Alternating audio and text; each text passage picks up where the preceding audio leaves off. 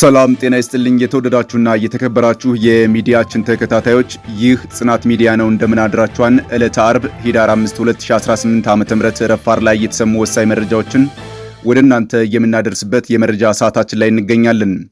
በመረጃ ሰዓታችንም ከሀገር ውስጥና ከባህር ማዶ ያሰባሰብናቸውን አበይት ርዕሰ ጉዳዮችን ወደ እናንተ እናደርሳለን።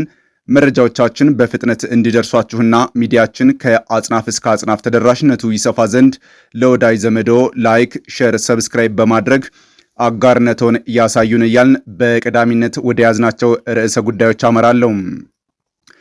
በቅድሚያም ዋና ዋና ዜናዎቹን እናስደምጣችሁ። በባድመ የተኩስ ልውውጥ መደረጉ ተሰማ። በኢትዮ ኤርትራ የድንበር አካባቢ ከባድ የሚባል ውጥረት ተፈጥሯል። ከኤርትራ መዲና አስመራ አዲ አሎና ከኢትዮጵያ 4 ኪሎ የብልጽግና መንግስት በኩል ከቃላት የዘለለ የጦርነት ቅስቀሳ ከበድ ወዳለ የጦርነት ጉትጎታ አልፎ የተኩስ ልውውጦች መኖራቸው ተሰምቷል። አንዱ የመረጃ ተደራሽ አድርገን ይዘነዋል፣ የምታደምጡት ይሆናል። ፋኖ የብልጽግናውን መራሹ መንግስት በመክዳት ፋኖን የተቀላቀሉ የፋሽስቱ ሰራዊቶች ቁጥር በእጥፍ እየጨመረ መሆኑ ተገለጸ። በብልጽግናው የኦህደድ ሰራዊት መሪ ፊልድ ማርሻል ብርሃኑ ጁላ ፋኖን 90% ደመሰስ ናቸው፣ እየተዋጉ ያሉት በ10 ብቻ ነው፣ በዋሻ ውስጥ ሰጥመው የማጽዳት ስራ ላይ ነን እያሉ ኦህደድ የብልጽግና የሚዲያ ክንፍ በሚዲያ ዘመቻ የጀመሩት አዛዥ መከላከያ ኃይላቸው በራሱ ፍቃድ ከነሙሉ ትጥቁ ፋኖን ሲቀላቀል፣ በአንጻሩ ደግሞ የፋኖ ኃይሎች እጅ ለሚሰጡ የመከላከያ አባሎች ደማቅ አቀባበል አድርገንላቸዋል ሲሉ ተደምጠዋል። እናንተም የምታደምጡት ይሆናል። በኦህደድ ብልጽግና መንግስት ከተከለሉት የክልል ከተሞች አንዷ ደቡብ ኢትዮጵያ ጂንካ ከባድ ውጥረት ተፈጥሯል። በደቡብ ኢትዮጵያ ክልል ጂንካ ከተማ በተከሰተው በውል ያልታወቀ በሽታ ለተያዙ ሰዎች ሕክምና ሲሰጡ የነበሩ 2 የጤና ባለሙያዎችን ጨምሮ 6 ሰዎች መሞታቸውን የጂንካ አጠቃላይ ሆስፒታል አስታውቋል። የበሽታውን ምልክት ባሳዩ ታካሚዎች ላይ በፍጥነት የኩላሊት ስራ የማቆም ሁኔታ እንደታየም ተገልጿል። በተፈጠረው ወረርሽኝም የዓለም ጤና ድርጅት አፋጣኝ መልስ ሰጥቻለሁ ብሏል። የምትሰሙት ይሆናል። ከአድግራት ከተማ ወደ ክልሉ ዋና ከተማ መቀሌ እንዲሁም ወደ አድዋ የሚወስዱት ቁልፍ መንገዶች በህወሓት አርሚ 15 በተባለ ቡድን በተካሄደ ተቃውሞ ምክንያት ተዘግተው መዋላቸውን የአካባቢው ነዋሪዎች የገለጹ ሲሆን ይህ የመንገድ መዘጋት በክልሉ ምስራቃዊ ዞን አድግራትና በማዕከላዊ ዞን አድዋ እንዲሁም ከዋና ከተማው መቀሌ ጋር ያለውን የትራንስፖርት የንግድና የህዝብ እንቅስቃሴ በእጅጉ እንዳስተጓጎለ ተገልጿል። አንዱ የመረጃ አካላችን አድርገን አካተነዋል። በዜና ሰዓታችን የምታደምጧቸው ይሆናል። የተወደዳችሁና የተከበራችሁ አድማጭ ተመልካቾቻችን ቆይታችሁ ከኛ ጋር ከሆነ እነዚህንና ሌሎች አጫጭር መረጃዎችን የምታደምጡ ይሆናል። ሰናይ ቆይታ ይሁንላችሁ።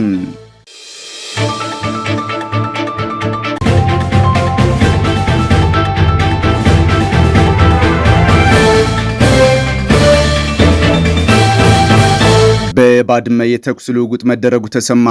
በኢትዮ ኤርትራ የድንበር አካባቢ ከባድ የሚባል ውጥረት ተፈጥሯል።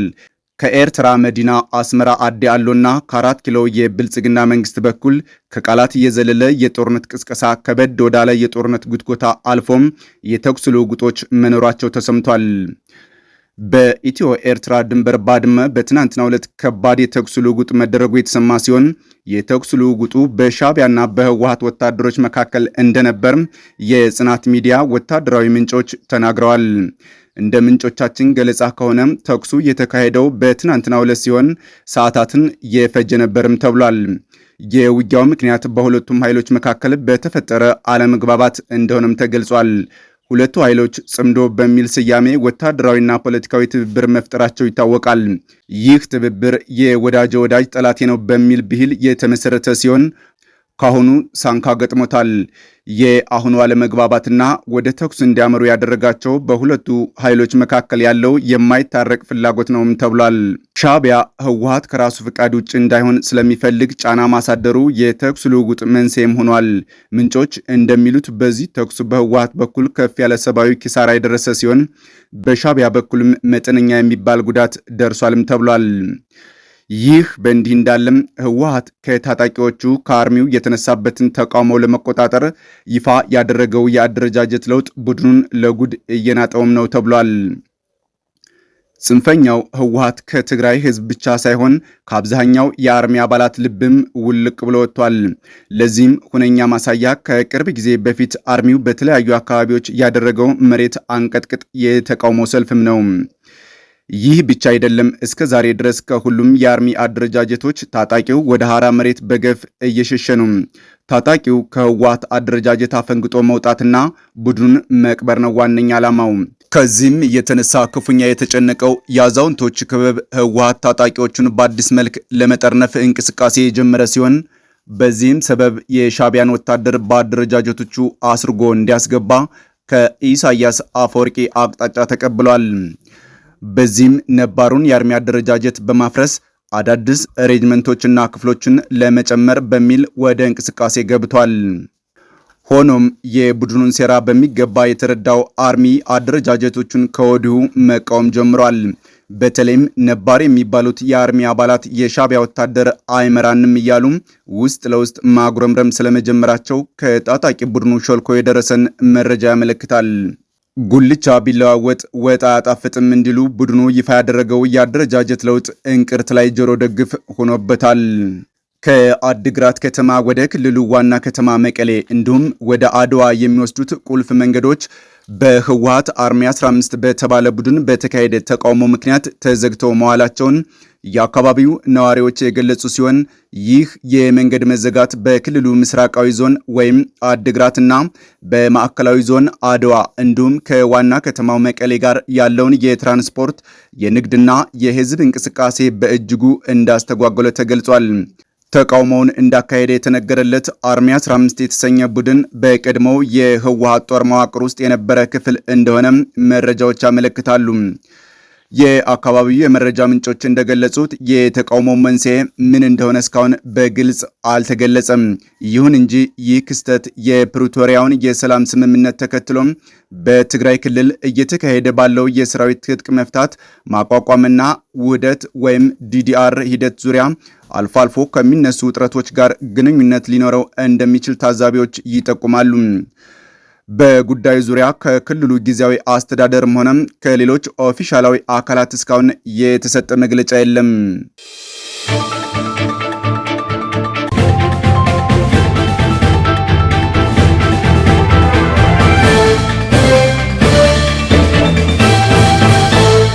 በአዲስ አበባ ኮልፌ ቀራኒዮ ክፍለ ከተማ የተደራጁ የፌዴራል ፖሊስ አባላት ዝርፊያ ተፈጸመ።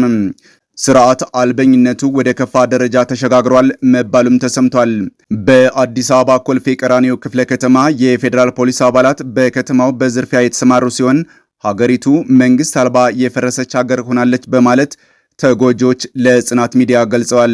የፌዴራል ፖሊስ የፈጸሙት ዝርፊያ በቅርቡ የብልጽግናው ማፊያ ቡድን ለሁሉም የመንግስት ሰራተኛ ከመስከረም ወር ጀምሮ 2018 ዓ.ም የደሞዝ ጭማሪ አድርጋለሁ ቢልም ለሰራዊቱ በአካውንታቸው ጭማሪ ተብሎ የገባላቸው የመስከረም ወር 800 ብር ብቻ ነው የሚሉት የጽናት ሚዲያ የመረጃ ምንጮች ይህንን ያየው የፌዴራል ፖሊስ አባላት በቂ ደሞዝ ስለማይከፈልን በሚል በአዲስ አበባ በካራ ቆሬ መስመር የሚመጣን የጭነት መኪና ኬላ ላይ አስቆመው ሹፌሩን አስወርደው በሌላ መኪና ወስደው ጭነት የጫነውን ተሳቢ መኪና ሙሉ የፍርኖ ዱቄት ጭነት እያሽከረከሩ ይዘው ተሰውረዋል። በተመሳሳይ በአዲስ አበባ በመካኒሳ አካባቢ የተደራጁ የፌዴራል ፖሊስ በአንድ ግለሰብ ቤት ለፍተሻ ነው የመጣ ነው በማለት ሌሊት ገብተው ወርቅና ብር እንዲሁም ግምቱ ከፍ ያለ ገንዘብ በመዝረፍ ሲወጡ በተጎጁ ባለቤቶቹ ላይ እጅና አፋቸውን በማሰር የመኖሪያ ቤቱን በሩን በመዝጋት ሊሰወሩም ችለዋል ተብሏል። ሌላው የመደበኛ ፖሊሶችም ከቀይ ባህር ዘመቻ ጋር በተያያዘ ፖሊሶቹን ሰብስበው 7000 ፖሊስ እንደ አዲስ አበባ ለሀገር ለመዋደቅ ዝግጁ ሁኑ ሲባል ፖሊሶቹም ዓላማ የሌለው ጦርነት ሂጄ ውድ ህይወቴን በነፃ አልገብርም በማለት የመልቀቂያ ደብዳቤ ዋናውን መስሪያ ቤት እንዳጨናነቀውም ተሰምቷል። በየቀኑ የሚጠፋው የሚሰወረው የፖሊስ አባላት ሀገሪቱ ወደ አሳሳቢ ደረጃ ከመድረሷን በላይ የተደራጀ ተቋማዊ ዘረፋ በህዝቡ ላይ መፈጸሙም የስርዓት አልበኝነት መገለጫም ሆኗል።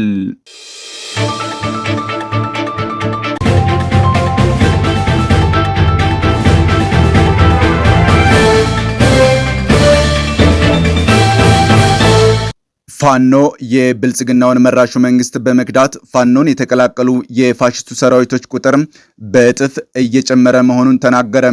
በብልጽግናው የኦህደድ ሰራዊት መሪ ፊልድ ማርሻል ብርሃኑ ጁላ ፋኖን 90% ደመሰስ ናቸው፣ እየተዋጉ ያሉት በ10 ብቻ ነው፣ በዋሻ ውስጥ ሰጥመው ማጽዳት ስራ ላይ ነን እያሉ ኦህደድ የብልጽግና የሚዲያ ክንፍ በሚዲያ ዘመቻ የጀመሩት አዛዥ መከላከያ ኃይላቸው በራሱ ፍቃድ ከነ ሙሉ ትጥቁ ፋኖን ሲቀላቀል፣ በአንጻሩ ደግሞ የፋኖ ኃይሎች እጅ ለሚሰጡ የመከላከያ አባሎች ደማቅ አቀባበል አደረግንላቸው ሲሉም ተደምጠዋል።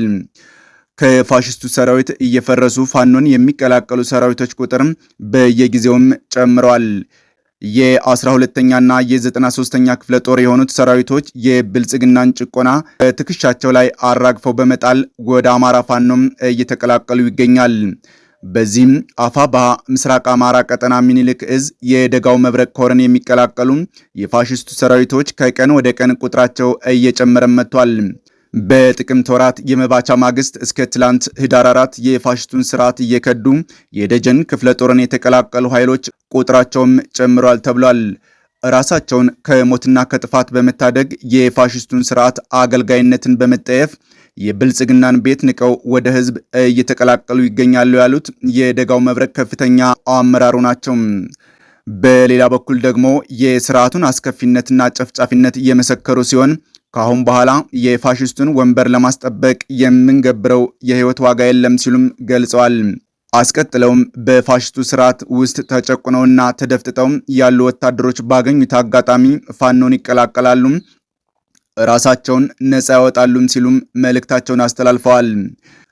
ይህ በእንዲህ እንዳለም የብልጽግና መንግስት ተልእኮን በመቀበል የመኪና ሹፌር በማገት 1.5 ሚሊዮን ብር የጠየቁ ሌቦችና ሽፍታ ባንዳዎችን በቁጥጥር ስር አዋልኩ በማለት የአፋብኃ ምዕራብ ቀጠና ቴዎድሮስ እዝ ገለጸ። አፋብኃ ምዕራብ አማራ ቀጠና ቴዎድሮስ እዝ 109ኛ ኮር 99ኛ ክፍለ ጦር በትናንትናው ዕለት ከደንበጫ ወረዳ የጨረቃ ቀበሌ የመኪና ሹፌር በማገት 1.5 ሚሊዮን ብር የጠየቁ ሌቦች በቁጥጥር ስር ውለዋል። በፋኖ ትግል ስም ለዘረፋና እኩይ ተግባራት የተሰማሩ ሌቦች በብልጽግና አስተባባሪነት በየቦታው ሲዝረከረኩም ይስተዋላሉ። በትናንትናው ዕለት በደንበጫ ወረዳ አንድ በፋኖ ስም በዘረፋ ላይ የተሰማራ ግለሰብ ከአንድ የፖሊስ አባል ጋር በመሆን ከአዲስ አበባ ወደ ባህር ዳር በመጓዝ ላይ ካለም ካሶኒ ሹፌር በማገት 1.5 ሚሊዮን ብር በመጠየቅ ላይ ሳሉ መረጃው ቀድሞ የደረሰው የአፋብኃ ምዕራብ አማራ ቀጠና ቴዎድሮስ እዝ 109ኛ ኮር 99ኛ ክፍለ ጦር ጥብቅ ክትትልና በማህበረሰቡ ተባባሪነት በቁጥጥር ስር ውሏል።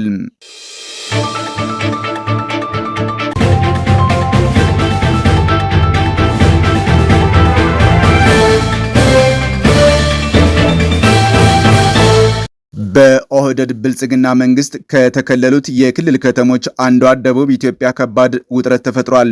በደቡብ ኢትዮጵያ ክልል ጂንካ ከተማ በተከሰተው በውል ያልታወቀ በሽታ ለተያዙ ሰዎች ሕክምና ሲሰጡ የነበሩ 2 የጤና ባለሙያዎችን ጨምሮ 6 ሰዎች መሞታቸውን የጂንካ አጠቃላይ ሆስፒታል ገልጿል። የበሽታውን ምልክት ባሳዩ ታካሚዎች ላይ በፍጥነት የኩላሊት ስራ የማቆም ሁኔታ እንደታየም ተገልጿል። በተፈጠረው ወረርሽኝም የዓለም ጤና ድርጅት አፋጣኝ መልስ ሰጥቻለሁ ብሏል። በደቡብ ኢትዮጵያ ክልል ጂንካ ከተማ በተከሰተው በውል ያልታወቀ በሽታ ለተያዙ ሰዎች ሕክምና ሲሰጡ የነበሩ 2 የጤና ባለሙያዎችን ጨምሮ 6 ሰዎች መሞታቸውን የጂንካ አጠቃላይ ሆስፒታል አስታውቋል። የበሽታውን ምልክት ባሳዩ ታካሚዎች ላይ በፍጥነት የኩላሊት ስራ የማቆም ሁኔታም እንደታየም ተገልጿል። የጤና ሚኒስቴርና የኢትዮጵያ ሕብረተሰብ ጤና ኢንስቲትዩት በጂንካ ከተማ ምንነቱ በመረጋገጥ ላይ ያለም የሄሞራጂክ ፌቨር በሽታ መከሰቱን ያስታወቁት ከትናንት በስቲያም ረቡዕ ህዳር 3 2018 ዓ.ም በጋራ ባወጡት መግለጫም ነበር። በሽታው መከሰቱን ያመለከቱት በሄሞራጂክ ፌቨር የተያዘው የመጀመሪያው ሰው ወደ ጂንካ አጠቃላይ ሆስፒታል የመጣው ከ3 ሳምንት ገደማ በፊት እንደነበር የሕክምና ተቋም ተወካይ ሜዲካል ዳይሬክተር ዶክተር ሰላሙ ታደሰ ተናግረዋል። የወባ በሽታ እንደሆነ በመጠርጠሩ በሌላ የጤና ተቋም ሕክምና ሲያገኝ እንደነበር የገለጹት ዶክተር ሰላሙ ወደ ጂንካ አጠቃላይ ሆስፒታል የመጣ ሁኔታም በጣም ከባድ ሲሆን መሆኑን አስረድተዋል። ተወካይ ሜዲካል ዳይሬክተሩ እንደሚናገሩትም ታካሚው ወደ ሆስፒታሉ ከመጣ በኋላ ህመሙ አስጊ ደረጃ ላይ የደረሰ ሲሆን ቀጥሎም በሆስፒታሉ አንድ ቀን ገደማ ከቆየ በኋላ ህይወቱ አልፏል። ይህ ከተፈጠረ ከአንድ ሳምንት በኋላ ደግሞ ከግለሰቡ ጋር ንክኪ የነበራቸው ሰዎች ተመሳሳይ ምልክቶችን አሳይተው ለሕክምና መምጣታቸውን ገልጸዋል። ይህ በእንዲህ እንዳለም የዓለም የጤና ድርጅት በደቡብ ኢትዮጵያ ክልል ለተከሰተው በሽታ አፋጣኝ ምላሽ ለመስጠት 300,000 የአሜሪካ ዶላር ድጋፍ መደረጉን አስታውቋል። የዓለም ጤና ድርጅት ዋና ዳይሬክተር ዶክተር ቴድሮስ አድሃኖም በማህበራዊ ትስስር ገጻቸው ባጋሩት መግለጫ በደቡብ ኢትዮጵያ ክልል የተከሰተውን ቫይራል ሄሞራጂክ ፌቨር ህመም አፋጣኝ ድጋፍ ለመስጠት ከዓለም ጤና ድርጅት የአደጋ ጊዜ ፈንድ 300,000 የአሜሪካ ዶላር ድጋፍ መድረጉን ይፋ አድርገዋል። ዳይሬክተሩ የዓለም ጤና ድርጅት አስፈላጊ በሚሆን ጊዜ ሁሉም ድጋፉን ለማሳደግ ዝግጁ መሆናቸውንም አክለው ገልጸዋል። መግለጫው ድንበር ዘለል የሆነ ስርጭትን ለመከላከል በኢትዮጵያና በደቡብ ሱዳን የሚገኙ የዓለም የጤና ድርጅት ቢሮዎች በቅንጅት እየሰሩ መሆኑን ጠቁሟል። የዓለም ጤና ድርጅት በሽታው ወደ ተቀሰቀሰበት አካባቢ ባለሙያዎችን ጨምሮ የተለያዩ መድኃኒትና ቁሳቁሶችን መላኩንም ዳይሬክተሩ አሳውቋል።